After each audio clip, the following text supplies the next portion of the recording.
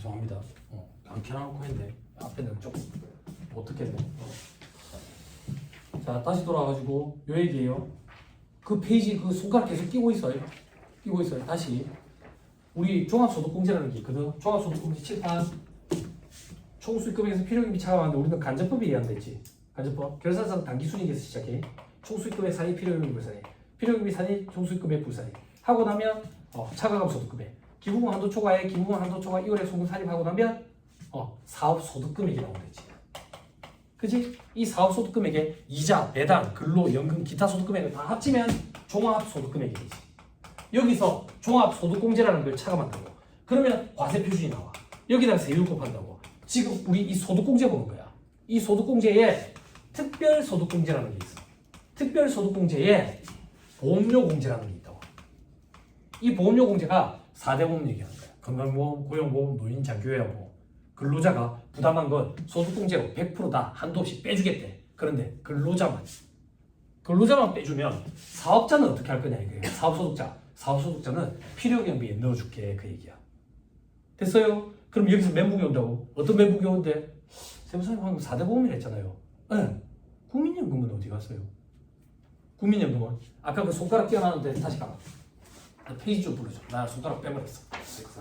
149페이지. 149페이지. 148페이지로 가봐.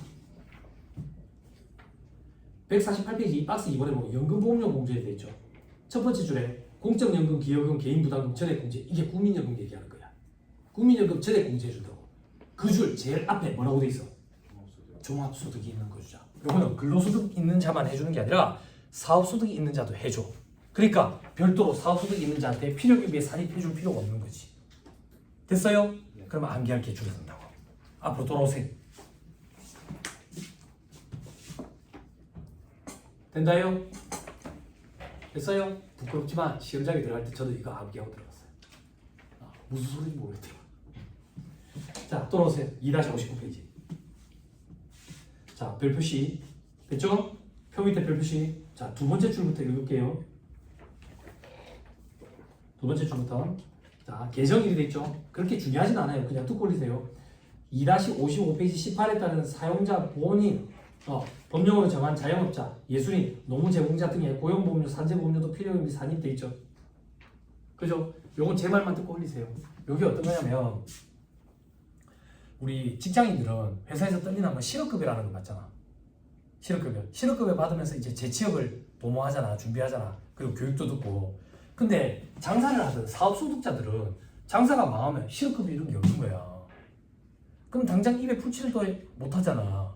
그래서 이런 사업소득자들, 자영업자들, 혹은 3.3%짜리들, 예술인들, 단순 노무종사자들을 고용보험 가입할 수 있도록 길을 열어줬다고.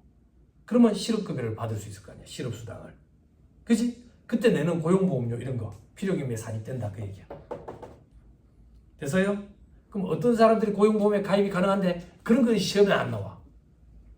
그런 시험 문제는 노무사 시험에 나올 거야. 노무사 시험. 됐죠? 됐죠? 이런 거 많이 물어봐요. 개인 자영업자들이. 그 정도로 힘드니까. 그리고 소기업 소상공인 공제 부금 가입하고 노란선 공제 이런 거. 망할 것도 생각해야 되니까. 제가 보니까. 네? 자, 됐습니다. 그 정도 보시면 되고요. 넘어갑니다. 자, 수입이자 수입배당금 돼 있죠. 네. 자, 법인세 수입이자 수입배당금 입금에 산입하는데 수입배당금 입금불산입 규정 적용하지. 소득세법은 어떤데? 사업소득 총수익금액에 산입 안 해. 왜? 수입이자는 이자소득이야. 수입배당금은 배당소득이지. 사업소득과 관련이 없어. 그래서 혹시 사업소득에 포함되어 있으면 총수익금액 불산입시킨다고. 사업소득이 어떻게 저기 포함이 되어 있을 일이 있습니까? 칠판. 당기순이익에서 시작하니까. 당기순이익에 이자 수입이 포함되어 있으면 총수익금액에 불산입시켜버려야 된다고. 수입배당금이 있으면 총수익금액에 불산입시켜버려야 된다고. 그럼 총수익금액 불산입시킨다는 얘기는 과세를 안 한다는 얘기냐? 과세를 안 한다는 얘기가 아니라 금융소득으로 과세한다는 얘기라고. 그래서 금융소득 종합과세 여부를 판단해 봐야 되는 거야. 됐죠? 그럼 또 안개할 게 줄어들지. 이렇게 자꾸 줄여야 돼. 소득세법은 안개할 게 엄청 많거든. 최소화시켜야 돼. 최소화. 자, 그 다음 2단계는 뭔데? 종합과세 여부 판단해 보는 거지. 이 책의 저자가 좋아하는 거죠. 1단계, 2단계 이런 거. 그죠? 그래서 저희 집 애도 무한의 계단인가 그걸 하고 있더라고. 그거 왜 하는지 모르겠어. 계단 올라가는 걸 계속 하고 있더라고 얘가. 왜 계단이 끝이 없대. 아 재밌어요? 공부하세요. 게임하지 말고. 자 다시. 자 4.3에 지급이자 보세요. 자 지급이자 불산입 순서로 되어 있죠. 그죠? 채권자 분명 사채이자 비시점의 채권주거이자 건설의 자금이자 업무공간 자산 등 지급이자 송금물살이 기억나요? 네. 그죠? 소득세법은 어떤데 채권자 분명 사채이자 동그라미 이번에 개인은 채권 발행이 안 되기 때문에 비시명 채권주거의 이자 이런 거는 그런 일이 없어. 발행을 못 하기 때문에. 됐죠? 그리고 동그라미 3번에 건설 자금이자 동그라미 4번에 업무공간 자산 등 지급이자 됐나요? 필요기미 불산입 똑같네? 그럼 어떤 차이점이 있는데 동그라미 3번에 초과 인출금 이자라는 게 있대. 그지? 이게 시험에 나오는 거지. 그 전에 밑에 별표시부터 보자. 법인세법에서는 일반 차입금에 대한 건설자금 이자도 자본화할 수 있도록 규정하고 있다. 선택 가능하지. 그지? 근데 소득세법은 일반 차입금 이자는 자본화 안 돼. 그런 차이점이 있대. 줄치지 마. 그런 차이점도 있지만 이건 시험에 안 나와. 너무 지역적이고 구석지다. 네? 보지 마. 그렇죠? 자, 그럼 시험에 나오는 건 뭔데? 초과 인출금 이자야.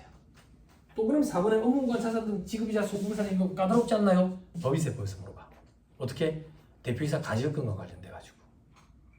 됐어요? 네. 그럼 소득세법에서 도대체 뭘 물어본대? 초과 인출금 이자는 뭔데요? 들어봐봐. 법인의 대표이사가 법인 돈을 임의로 가져다 쓰면 특수관계인에 대한 업무공간 가지급금으로 해가지고 불이익을 주지. 어떤 불이익이 있어요? 인정이자 계산하죠? 지급이자 송금물산이 맞죠?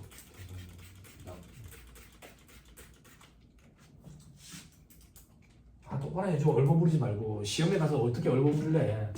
어? 그걸 2차 수험생들은 시험에 답안을 쓸 때 얼버무리는 걸 잘 못 댄다 이래 얘기한다고. 잘 못 되는 건 빵점이야. 서술형이다 보니까 내가 알지만 얘기 안 한다 이런 식으로 쓰는 애들이 있어. 아 그런 애들이 있어. 그것도 하나의 전략이거든. 내가 이 세부 사항에 대해서 다 알고 있지만 배점이 5점밖에 안 되기 때문에 큰 카테고리만 언급한다 이렇게 쓰는 경우가 있다고. 그것도 하나의 전략이거든.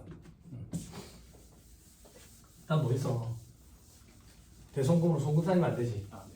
대수준당금 설정 대상 채권에서 배제되지. 그지? 그죠? 근데 소득세법 물어볼게. 개인 사업자가 사업을 하는데 돈을 마음대로 갖다 썼다. 불이익이 있다 했어요? 아무 불이익이 없다 했죠. 그런데 하나만 주의해야 된다고. 지금 같은 코로나 시국 이후에 대출 받은 거 그게 초과 인출금이야. 미친다. 이 얘기야. 자산, 부채, 자본이 있잖아. 그지? 부채가 이만큼 있다고. 돈을 이만큼 빌려왔어. 그럼 돈을 빌려와가지고 뭐 했는데 자산을 취득했겠지? 자산을 취득했는데 자산이 요만큼밖에 없는 거야. 요만큼밖에 없는 거야. 그게 무슨 말인데? 돈을 이만큼 빌려왔는데 요만큼밖에 사오는 자산을 안 썼네. 그러면 요만큼의 돈은 뭐냐 이거야. 개인 용도로 쓴 거야. 이걸 초과 인출금이라고 얘기한다고. 그래서 이 부채 때문에 발생된 이자 있겠지. 그 중에 요거에 해당하는 비율에 해당하는 만큼은 필요경비로 인정을 안 해주겠다. 이게 초과 인출금에 대한 지급이자 필요경비 불산입이라고. 됐어요? 네. 이게 코로나 시국에 많았다니까. 경기가 안 좋아 어려운데 코로나 대출을 많이 일으켰지. 그 대출들이 전부 다 사업자금 대출이거든. 사업자금 대출이면 장부에 달려 있어야 되는데 사업자금 대출 받은 거 가지고 가사경비로 써버렸기 때문에 초과 인출금이 다들 발생한다. 어려워. 자, 그러면 자 밑에 초과 인출금 적수는 어떻게 계산할 거냐? 충당금과 준비금은 제외한다 돼 있지. 밑에 별표시 1번. 이건 왜 제외하는데? 이거는 빼가지고 돈을 어디 갖다 쓸 수 있는 성격의 부채가 아니야. 그냥 적립해서 쌓아놓는 거지. 그지? 그래서 이것들을 제외하고 초과 인출금을 계산한다. 됐습니까? 네. 자, 무슨 소리인지 모르겠어요. 무슨 소리인지 모르겠지만 밑에 별표시 2번. 선순위에서 불산입한 금액을 제외하라. 여기까지는 많이 들어봤네.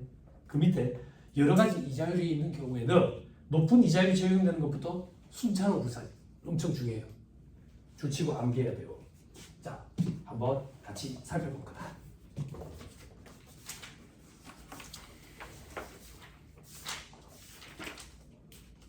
587페이지 예제.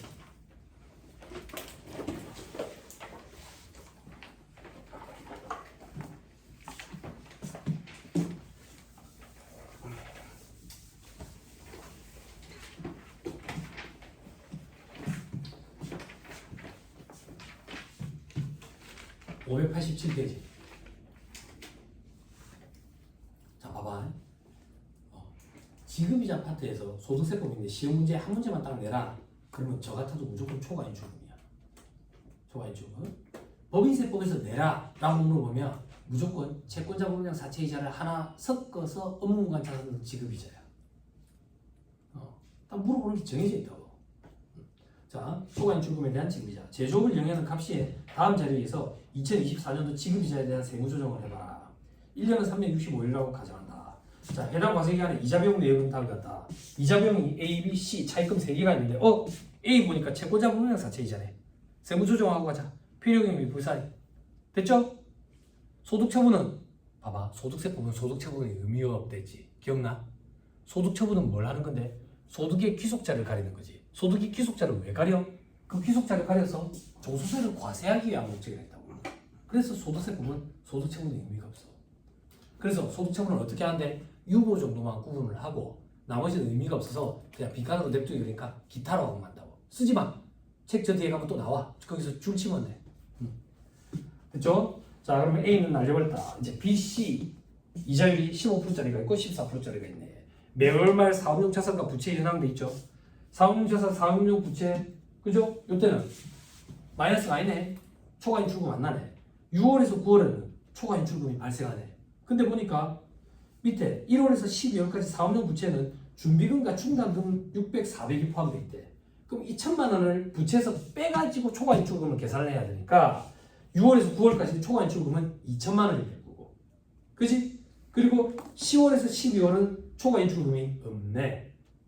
그럼 6월에서 9월까지 초과인출금 2천만 원. 적수 계산하면 6월 30일, 7월 31일, 8월 31일, 9월 30일. 그래서 암산을 파악하니까 2440 이렇게 되네.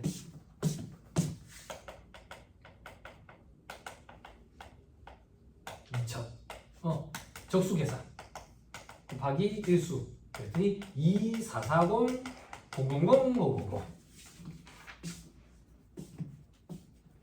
됐어요? 됐나요? 네. 자, 이제 칠판 보세요. 차입금에 B, C 두 개가 있어요. 15%짜리 14%짜리.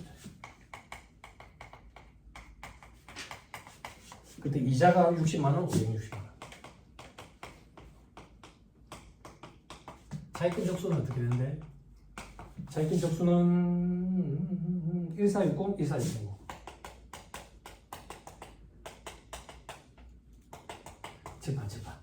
제발.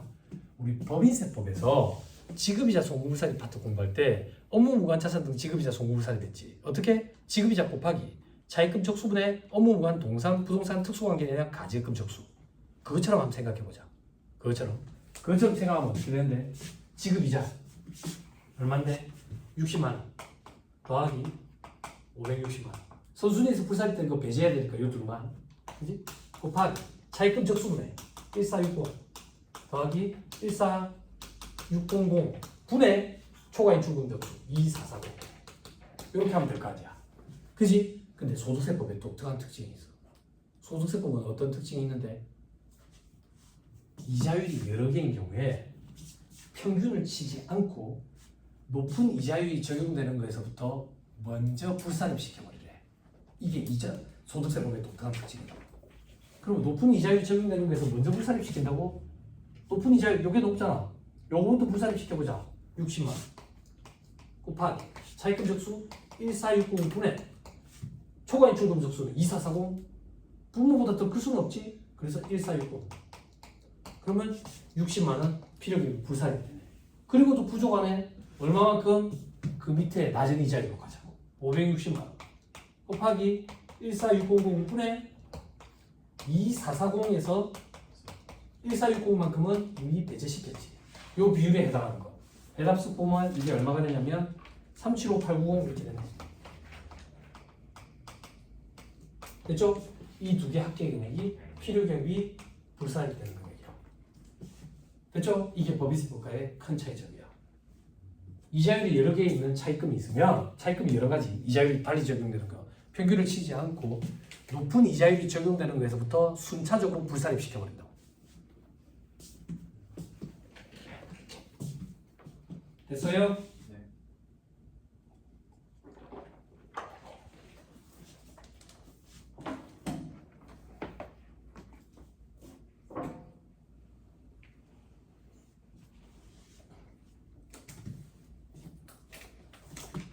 서머리 2-61페이지 저 위에 표의 두 번째 칸에 적용 이자율 높은 이자율부터 순차로 적용. 순차로 적용이 무슨 말인데 2-61페이지 맨 밑에 별표시 1번 높은 이자율이 적용되는 것부터 순차로 불산입시킨다. 밑에 별표시 2번 소득세법에서 사업자 대표에 대한 가지급금은 출자금 인출로 보니까 업무무관 자산을 보지 않는다. 즉 불이익 주지 않는다. 다만 초과 인출금이 발생하면 지급이자 필요금리 불산입 규정은 적용을 한다. 됐죠? 됐습니다. 다음 페이지는 사례가 방금 했던 게. 그죠? 밑에 보시면 비교형이 if 돼 있죠. 업무무관 자산 적수가 2449 그리고 법인세법이래. 그럼 평균을 채워준다고. 됐어요? 네. 이게 이 차이점이 말 문제 보기로도 구성한 적이 있어요. 됐습니까? 네. 됐어요? 네. 자, 지금부터는 정신 똑바로 차려야 돼요. 왜? 중요하냐? 아니, 헷갈려요. 복잡해요. 시험에 잘 나오느냐? 그렇진 않은데 말 문제 보기로 구성이 돼 보이니까 이거 하나 때문에 그 한 문제를 보면 망치는 그런 일이 생길 수가 있어요. 4.4에 유형자산 시부인 계산 및 처분 손익 돼 있죠.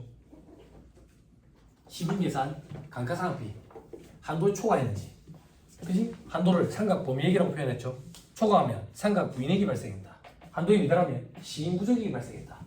그지? 한도에 초과했는지 여부 판단하는 걸 시부인 계산을 행한다. 그런데 법인세법에서는 기중에 양도한 자산에 대해서는 시부인 계산을 해야 돼. 안 하지. 그지? 그거 얘기야. 자, 양도자산에 감가상각 시부인 계산은 안 해. 해봤자 즉시 추인되니까. 됐죠? 됐나요? 그죠? 다만 유보자는 추인만 시키지. 됐죠? 됐죠? 자, 오른쪽에 소득세법 봐봐요. 소득세법. 소득세법은 양도, 기중에 양도한 자산 있죠? 시부인 계산을 해. 기중에 양도했지? 그러니까 월할 계산 안 보내가지고. 됐죠? 네. 자, 그 밑에 처분손익 세무조정 돼 있죠? 법인세법은 양도가액을 입금, 장부가액을 송금을 하니까 따라서 처분손익에 대해서 과세가 되지. 됐죠? 소득세법은 어떤데? 열거주의 과세원칙인데 열거되어 있지 않아. 그래서 과세 제외야. 과세 제외. 그럼 어떻게 하면 과세 제외하는데 처분이익을 달아놨대. 왜 달아놓는데? 당기순이익이 안에 들어가 있을 거 아니야. 간접법 얘기하니까. 그 당기순이익에 들어가 있는 처분이익은 총수익금에 불산입시켜야 되고 처분 손실은 필요기금이 불산입시켜버려야지 효과를 배제해버리게 된다고. 과세 제외하게 된다고. 그런데 법이 개정을 일으켜서 복식부기 의무자에 4원형 유형 고정자산 처분손익은 과세를 해. 그게 동그라미 2번이야. 됐죠? 다만 건설기계 소개해 준 적 있죠? 크레인들 고속도로 막아버렸다고. 그죠? 그래서 2018년 1월 1일 이후 취득한 자산만 처분하는 시점에 과세를 해. 됐죠? 근데 주의, 만약에 그 사무용 유형 고정자산이 토지랑 건물이더래. 토지 건물은 양도소득세 과세 대상이거든. 그래서 과세를 안 하는 게 아니라 양도소득으로 과세하기 위해서 총수익금액에서 불산입, 필요경비에서 불산입시켜버린다고. 됐죠? 됐어요? 말문제 보기 구성합니다. 1차 시험에. 네? 조금 복잡하지만 따라올 수 있겠죠? 됐죠? 자, 밑에 별표시 1번 법규정. 이 법규정이 뭔데? 복식부기 문자 4원형 유형 고정자산 처분손익 과세한다라는 거예요. 복식부기 문자가 4원형 유형자산의 양도가액을 총수익금액에 산입한 경우 해당 4원형 유형자산의 양도 당시 장부가액은 필요경비에 산입한다. 즉 양도가액은 총수익금액에 산입, 필요경비는 장부가액은 필요경비에 산입. 즉 과세를 한다는 얘기지. 복식부기 문자.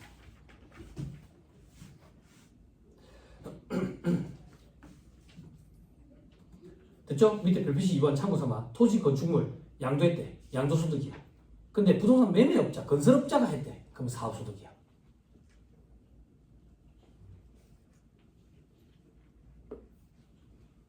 밑에 비교에 무형자산이라든지 유가증권 처분소득 이런 건 소득세법은 사업소득으로 인정하지 않아. 그렇죠? 과세 제외다. 과세 제외 열거되어 있지 않다. 그렇죠? 근데 무형자산이나 유가증권 중에 양도소득세 과세 대상으로 열거되어 있는 게 있으면 양도소득으로 과세할 거예요. 그게 무형자산 중에 특정 시설물 이용권, 골프 이용권 이런 거예요. 그리고 유가증권 중에서는 상장 주식, 대주주가 양도하는 혹은 비상장 주식 이런 것들은 양도소득세로 과세가 돼. 아무튼 사업소득과는 관련이 없어. 그래서 총수익 금액에 포함되어 있으면 불산입시켜야 배제. 필요경비도 불산입시켜야 배제.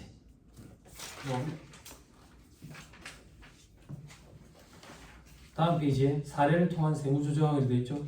그죠? 그죠? 잘 봐. 사업자가 취득가액 100원짜리 감가상각자산 유보자는 20원이 있어요. 20원. 9월 20일에 처분했대. 처분이니까 감가상각 6원을 계상을 했대. 세무조정을 어떻게 할 건데 1년 상각 범위액은 10원이래. 법인세법은 시부인 계산 안 한다고. 양도한 자산이니까. 다만 유보자액만 추인시키는 거지. 됐어요? 자, 소득세법은 어떤데? 소득세법은 복식부기의무자 등 간편장부 대상자는 똑같다고. 뭐가 똑같은데? 간편장부 대상자는 사업용 유형보존자산 처분손익에 대해서 과세를 안 하지. 복식부기의무자는 과세를 하는데 건축물인 경우에는 양도소득세로 과세를 하니까 여기서는 과세 안 하지. 그치? 그럼 어떻게 할 건데? 기중에 양도한 자산에 대해서 상각 시부인 계산을 한다 했지. 그치? 뭐였는데? 뭐였어 이게? 감가상각 자산이? 그런 말은 없네. 그런 말은. 근데 상각 범위액이 10원이라네. 근데 월할 상각해야지. 9월에 처분했으니까 12분의 9. 회사가 계산한 감가상각비는 6. 그래서 야 1.5만큼 시인 부족이익이 발생했네. 근데 전기로부터 이월된 유보잔액이 있느냐? 유보잔액이 있었지. 그래서 그만큼 추인시켜야지. 1.5만큼. 필요경비 상이. 됐나요? 그리고 처분이익이 30원이 있네. 처분이익 30원 전체를 다 총수익금액에서 불산입시키는 거지. 왜? 과세 안 할 거니까. 됐나요? 그럼 그 밑에 유보잔액은 어떻게 하는데요? 유보잔액은 처분이익 전액을 총수익금액 불산입했기 때문에 유보잔액을 별도로 추인할 필요 없이 그냥 지우개로 깨끗이 지워버리면 돼요. 그게 어떤 의미입니까? 밑에 사례를 봐봐. 별표시 2번에 건물 유보잔액 추인 과정이 이해 얘기되어 있죠. 그죠? 법인은 상각 부인액만큼 송부불산입 유보가 돼 있겠지. 그지? 그러면 송부불산입 유보가 있다는 얘기는 상각 부인액만큼 회사가 감가상각 무게를 많이 잡았다는 얘기지. 그러면 잔고금액은 적게 잡혀 있을 거고 처분이익은 많이 잡혀 있겠지. 그래서 이 처분이익 많이 잡힌 걸 줄이기 위해서 추인을 시켜버린다고. 됐어요? 됐나요? 그런데 개인인 경우에는 상각 부인액만큼 회사 감가상각 무게액이 많이 잡혀 있지. 잔고가액은 적게 잡혀 있지. 그럼 처분이익이 많이 잡혀 있겠지. 그지? 많이 잡혀 있는 처분이익이든 뭐든 상관없이 그냥 처분이익 전액을 다 총수익금액에서 불산입시켜 버리거든. 그래서 유보잔액을 별도로 추인하는 과정을 안 거쳐도 돼. 안 거쳐도 된다고. 과세 제외이기 때문에. 됐어요? 됐어요? 됐어요? 그럼 내를 조금만 봐봐. 복식부기의무자는 사업용 유형보전자산 처분이익에 대해서 과세를 하지. 과세를 하지. 과세를 한다는 얘기는 어떻게 생각하면 되는데요? 법인세법이랑 똑같이 생각하면 돼. 그럼 법인세법이랑 똑같이 생각하면 집중하세요. 똑같이 생각하면 어떻게 하면 되는데? 유보잔액 추인을 시켜야 돼. 그럼 기중에 양도한 자산에 대한 시부인 계산은 안 해도 되겠네요. 법인세법이랑 똑같으니까 그거는 법이 아직 미흡해서 시부인 계산은 행하는 걸로 돼 있어. 이렇게 해야 완벽하게 끝이 나는 거야. 자, 다음 페이지. 반가루죠. 기계장치인 경우. 법인세법상 상각 시부인 계산 안 해. 유보잔액 추인만 시킨다고. 소득세법은 어떤데? 간편장부 대상자부터 봐봐. 간편장부 대상자는 사업용 유형보전자산 처분손익에 대해서 과세를 안 하지. 그지? 그렇지만 기중에 양도한 자산에 대해서 상각 시부인 계산은 행하지. 그 시부인 계산을 해가지고 유보잔액 남은 것만큼 추인시켰어.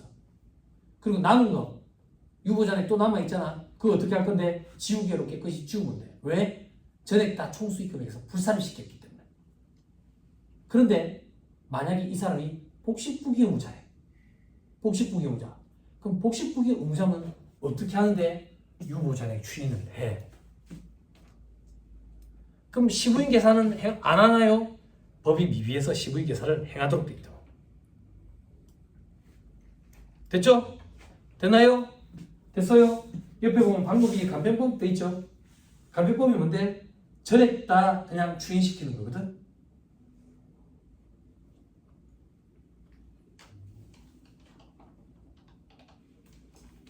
됐어요? 네. 됐나요? 그럼 방법 1에 의해야 될까요? 방법 2에 의해야 될까요? 방법 1로 하세요. 방법 1로 한 거. 방법 1로 한 게 뭔데? 지금 삼각 시부인 계산해가지고 필요경비 산입 1.5원 했죠. 그리고 유보잔액 추인하면서 18.5원 필요경비 산입했죠. 합치면 20원 필요경비 산입이죠. 한 큐에 할 수 있다 그 얘기야. 방법 2가. 방법 2가.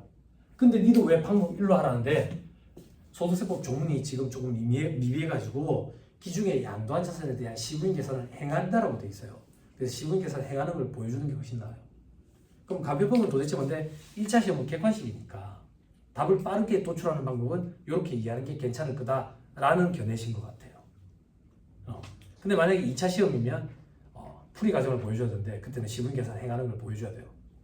물론 여러분들이 2차 시험 들어가기 전에 법이 정비를 이렇게 해가지고 법인세법이랑 똑같이 시부인 계산도 행하지 않는다라고 개정이 되면 참 좋겠지만 그럴 가능성은 제가 볼 때는 희박해 보여요.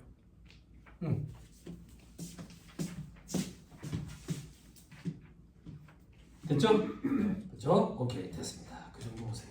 그다음에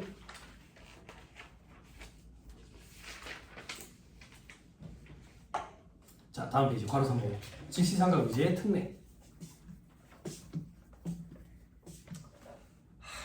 걱정스럽네 표정 보니까. 방금 했던 거 있잖아.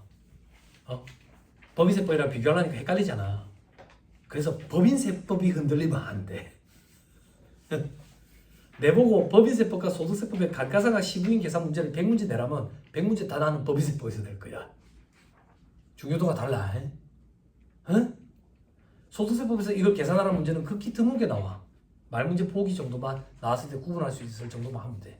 물론 객관식 세법책에 보면 이거 계산하는 문제가 있어. 그때 제가 법인세법이랑 비교하면서 보여줄 거라고. 그렇지만 법인세법이 중요도가 훨씬 더 높아. 주객이 전도가 되면 안 돼. 그렇죠? 자, 걸어서 한번 직시상각 의제의 특례. 요거 법인세법에서 했던 거 기억나요? 시설의 개체나 기술의 낙후로 인해서 생산설비를 폐기했을 때 폐기 손실을 계상하면 1,000원을 미만 금액으로 남겨두고 송금 인정해 준다 했지. 폐기한 거지. 갖다 팔아치운 건 아니랬지. 그럼 폐기한 건 뭔데요? 창고에 짝 박아 놓는 거. 그지? 그럼 나머지 1,000원 비만 금액은 처분할 때 추인시켜 준다 했지. 소득세법은 폐기 손실 필요경비 불산입이야. 그게 무슨 말인데? 소득세법은 이런 거 인정 안 돼. 폐기 손실을 만약에 계산했다 인정이 안 된다고. 됐나요? 그럼 처분 손실은요? 필요경비 사입이죠. 이게 독특한 규정이야. 독특한 규정. 이게 왜 독특한 규정인데요? 사업에 쓰던 유형고정자산이잖아. 요걸 처분하면 손실을 인정해 준다는 얘기는 과세를 하겠다는 얘기지. 지금은 간편정부 대상자인지 복식부기 의무자인지 구분을 해가지고 복식부기 의무자는 과세를 하고 간편정부 대상자는 과세를 안 하잖아. 그지? 근데 이 규정은 그 규정, 복식부기 의무자 4운용 유형고정자산 처분손익에 대해서 과세하겠다라는 규정 이전부터 있던 규정이야. 혜택을 주는 규정이라고. 어떻게 혜택을 주는데? 시설의 개체나 기술의 낙후로 생산설비를 폐기하고 처분까지 해버리면 처분 손실을 필요경비로 인정을 해주겠대. 원래부터 있던 규정이야. 이것 때문에 복식부기, 간편장부 이거 헷갈리면 안 돼. 이 규정은 복식부기, 간편장부 구분 없이 다 해줘. 됐죠? 어떤 경우에 폐기만 하면 안 돼. 처분까지 해버려야 돼. 그래서 처분 손실이 발생하면 필요경비에 넣어준다고. 됐죠? 근데 법 규정을 읽으면 애매모호해. 말문제 보기고. 밑에 표시에 법 규정 봐봐. 또 그러면 1번. 시설의 개체, 기술의 낙후로 생산설비 일부를 폐기한 경우도 있지. 요것만 보고 폐기 손실을 필요경비로 인정해 주는구나 착각하면 안 돼. 그럼 어떻게 읽어야 되는데? 또 그러면 1번 다시. 시설의 개체, 기술 낙후로 생산설비 일부를 폐기한 경우에 위에 별표시 다음 중 어느 하나에 해당하는 경우에 그 자산의 장부가액과 처분가액 차액을 필요경비 산입할 수 있다. 처분가액이라는 표현. 처분까지 해야 된다 그 얘기야. 됐죠? 됐어요? 완벽하게 해야 돼. 완벽하게. 다시 위로 올라가서 얼마 전에 들어온 규정 두 번째 칸에 사업의 폐지, 사업장 이전으로 임대차 계약에 따라 임차 사업장이 원상 회복을 위해서 시설물을 철거하는 경우 오늘 하루 종일 여기 철거하고 있었잖아. 원상 복구시킨다고. 돈 얼마나 들겠어 장비 와가지고. 그거 필요 경우에 산입해준다 그 얘기야. 됐죠? 됐나요? 요건 법인세법도 똑같아. 예전에는 소득세법에만 있었어. 다음 연도에 법인세법에 개정을 일으켜가지고 신설돼가지고 법인세법이든 소득세법이든 임차 사업장 원상 회복, 인테리어 원상 복구시키는 비용 송금으로 인정이 돼. 필요금으로 인정이 돼. 됐죠? 자, 저 밑에 사례를 통한 세무 조정돼 있는데 이건 여러분들이 보세요. 다음 페이지에 업무용 수행차 관련 비용 통계 규정. 자, 힘들죠? 자, 법인세법과 동일하다. 다음과 같은 차이가 있다. 법인세법은 모든 법인이 업무용 수행차 관련 비용 규정을 적용한다. 소득세법은 복식부기의무자들만 적용을 해. 그렇죠? 왜? 업무용 수행차 규정이 소득세법에도 새로 이제 들어왔거든. 들어왔는데 복식부기의무자들만 적용을 해. 자, 그때 업무 사용 금액 계산은 어떻게 하는데? 다음 금액으로 하되 법인 업무용 자동차 등록판 부착하지 않은 경우에는 전액 다 송금불산이 된다. 그죠? 8천만 원 넘는 경우에 초록색 그거, 녹색, 그죠? 자, 어떻게 하는데? 동그라미 1번 업무전용 자동차 보험에 가입하면 비율 곱한 금액. 업무전용 자동차 보험에 가입 안 하면 전액 다 송금불산이 되지. 소득세법은 어떤데? 괄호 1번 원칙 사업장별로 한 대의 차량 업무전용 자동차 보험 가입 의무가 없대. 소득세법상 업무전용 자동차 보험 가입 의무를 줘버리면 희한한 일이 벌어진다고. 보험을 가입을 2개씩 해야 된다고. 희한한 일이 벌어지지. 그래서 업무전용 자동차 보험 가입 의무를 없었다고. 업무전용 자동차 보험 가입 의무가 소득세법에는 없었어.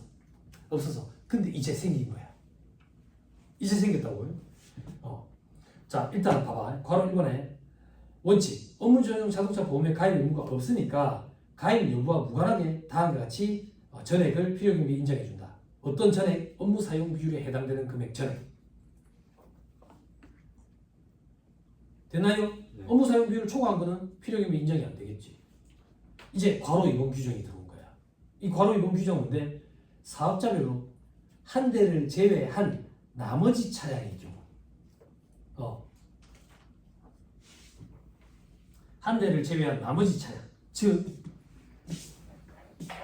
한 대만 업무전용 자동차 보험 가입 의무가 없고 2대 이상부터는 2대째부터는 보험을 가입을 해야 된다 그 얘기야. 어떤 경우에 내가 2대를 끌고 다니면서 경비 처리를 하고 싶어. 한 대만 내가 차가 2대가 있는데 한 대만 경비 처리하고 싶어. 그럼 업무전용 자동차 보험 가입 의무가 없어. 2대 다 경비 처리하고 싶으면 한 대를 제외한 나머지는 업무전용 자동차 보험에 가입해야 된다 그 얘기라고. 됐어요? 됐죠? 자, 그때 동그라미 1번 업무전용 자동차 보험에 가입을 하면 비율만큼 인정을 해줘. 필요경비로. 가입을 안 하면 동그라미 니은에 특례 적용 대상자 외의자. 이게 일반적이야. 2024년에는 다음 금액만 필요경비 인정해준대. 즉 동그라미 기억 특례 적용 대상자는 전액 필요경비 불산이 가잖아요. 그지? 유예기간을 뒀구나 이렇게 생각하면 돼. 특례 적용 대상자 외자는 밑에 박스에 보면 일단 50%는 그래도 인정을 해줄게. 가입을 안 했더라도. 유예기간을 줬다 이렇게 생각하면 돼. 됐죠? 왜? 2026년 이후에는 필요경비를 인정을 안 해주거든. 당장 안 해주면 저항이 심할 것 같으니까 유예기간을 좀 둔 거야. 개독이라고 생각하면 돼. 됐죠? 50%까지는 인정을 해주겠대. 그럼 특례 적용 대상자는 바로 이제 인정이 안 되네. 특례 적용 대상자가 어떤 사람들인데 저 밑에 별표시 1번에 성실시효 확인 대상 사업자 그리고 전문직 사자들.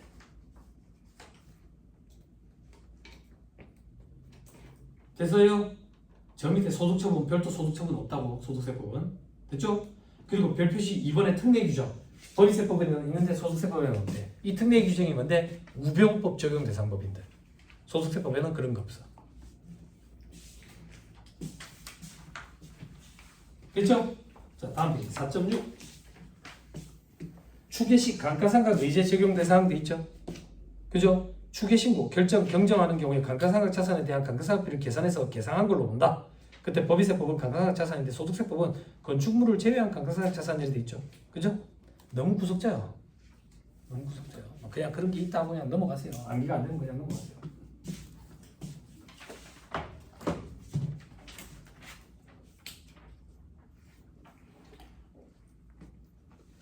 자, 4.7에 자산의 평가차손이 돼 있죠. 그죠? 외화자산 부채, 평가손익, 법인세법에 규정 있으면 돼 있죠. 규정이 어떻게 돼 있던가요? 신고해서 선택한 방법에 따르죠. 그죠? 일반법인인 경우에는 화폐성 외화자산 부채, 그죠? 환영 회피용 어쩌고 저쩌고 선도 수합 이런 것들, 발생상품들. 그래가지고 평가하는 방법을 선택할 수도 있고 평가하지 않는 방법을 선택할 수도 있는데 선택을 안 하면 평가하지 않는 방법이 원칙이죠. 그죠? 상환손익은 실현된 손익이니까 무조건 다 과세가 되죠. 소득세법은 그런 규정이 없다 그 얘기야. 그러면 규정이 없으면 어떻게 할 건데? 이걸 기억해야지. 규정이 없으면 평가하지 않아. 평가를 해놨으면 전액 다 불산이 돼. 됐나요? 됐어요? 상환손익은요 소득세법도 똑같아. 실현이 된 거기 때문에 인정이 돼. 인정이 돼. 다만 그 외화자산 부채 상환손익이 사업과 관련이 있어야지 사업소득 총수익 금액 필요경비로 인정이 돼.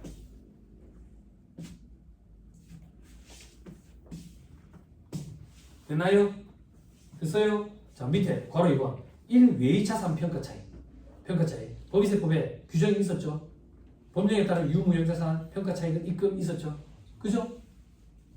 보험법 기타 법에 따른 유무형자산 평가 이익 인정이 됐잖아. 소득세법은 그런 규정이 없어요. 그런 규정이 없다는 얘기는 다 불사이에요. 자, 그 밑에 그거 외에 자산의 평가 소실, 유형자산 평가 소실이 있었죠. 천지지명, 화재, 법령에 의한 수용, 체불제, 체질이랑 폐관 기억나죠? 평가 소실 계상하면 인정이 돼. 그지? 계상한 사업주에 인정이 되는 특별한 결산주 정사. 동그라미 2번 재고자산, 파손이나 부패 등 외과사 택하지기 사유가 명백한 경우에 그 사유가 발생한 사업주에 계상한 경우에만 인정되는 특별한 결산주 정사. 주식, 파산 등의 경우 송금 인정도 있죠. 어떻게 돼 있었어요? 파산, 회생계획, 인가결정 전액 다 됐죠. 그죠? 부도 발생, 요건 어떻게 돼요? 상장 주식은 다 되죠. 비상장은 특수관계가 없으면 되죠. 그때 특수관계 여부는 어떻게 판단해요? 5% 15억 원. 15억 원. 그때는 특수관계가 없는 걸로 봐가지고 계산하면 전액 다 인정이 되죠. 그죠? 됐죠? 다만 비만 금액으로 1,000원은 남겨놔야 되죠. 네. 그죠? 자, 오른쪽에 소득세법은 그런 규정이 없어요. 없어요. 없다는 얘기는 인정이 안 돼. 유형자산과 재고자산은 소득세법도 똑같이 해준다. 됐습니까? 네. 잘 됐습니다. 이 정도 하시죠. 이 정도 하시고 다음 주 오시면 오늘 모의고사를 내놨거든요. 법인세 마무리하는 차원에서 28문제 정도 내놔놓고 시간 한 40분 정도 해놨어요. 오늘 배운 거 오늘 바로 풀 수 있느냐 이렇게 생각하실 수도 있겠지만 한번 꾸역꾸역 기억을 더듬으면서 해보세요. 강의들하고 고생 많았습니다. 수고하셨습니다. 감사합니다.